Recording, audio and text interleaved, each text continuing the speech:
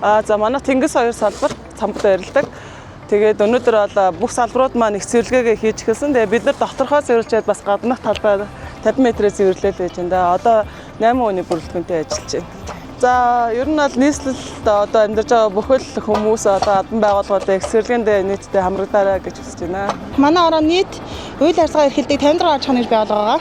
За одоогоор өчигдрөөс буюу 2 сарын 10-ны өдрөөс нийт их цэвэрлэгээ эхлэгдсэн байгаа. Өчигдрийн хувьд бол 8 аж ахуйн нэгжийн 14 албаа агч цэвэрлэгээ гарсан байгаа. Өнөөдрийн байдлаар Сонгын найрхан дэргийн 23 дугаар хорооны 14 албан хаагч нийт эзэмшлийн буюу 6 агны замын төвөр хог цэвэрлэгэн дээр ажиллаж байна.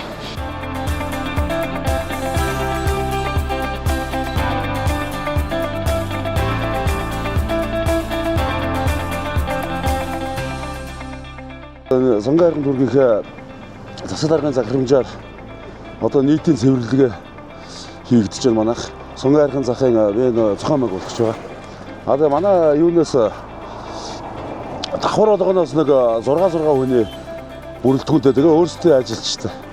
Тэгээ ингээд энэ нийтийн эзэмшигээ талбай цэвэрлээд нэг нийтийн эзэмшээс гадна 50 м орчмоор ингээд цэвэрлээд үйл ажиллагаагаа явуулаад цэвэрлжлээ. Ер нь итгэвтэй байна. Айгуу сайхан ер нь уриалгуулж бол ер нь сайн итгэвтэй сайн оролцож байна манайхаа. Тэгээд энэ аж ахуйн нэгжүүдтэй болон Сонгын найрхан дүүргийнхээ энэ харьяанд байгаа аж ахуйн нэгжүүд болон юунуудтай ор орчиндөө цэвэрлэх гэж уриалъя.